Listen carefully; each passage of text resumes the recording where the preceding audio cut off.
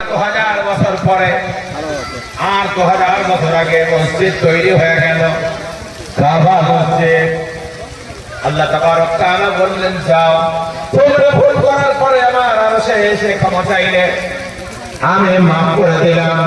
আমার বান্দারা ভুল করার পরে যদি আল্লাহ তাবারক তাআলার দরবারে এই মসজিদে এসে ক্ষমা চায়, আমিও বান্দাদের মাফ করে দেব। বলে সুবহানাল্লাহ। এই হলো পৃথিবীর মসজিদ, প্রথম মসজিদ। পৃথিবীতে মানুষ পাঠানো 2000 বছর আগে আল্লাহ তাবারক তাআলা মসজিদ বানিয়ে দিলেন। তারপরে 2000 বছর পরে আল্লাহ তাবারক তাআলা মানুষ পাঠাচ্ছেন, আর এই মাটির রক্তে লাল করে দেবেন। খবরদার নিয়ে যেও না। আল্লাহ তাবারক তাআলা ফেরেশতা মিকাইল ঘুরে গেল, পরে ইসরাফিল মাটির কান্না দেখে ঘুরে গেল। শেষে আজরাইল আসলো, বলল মাটি নেব।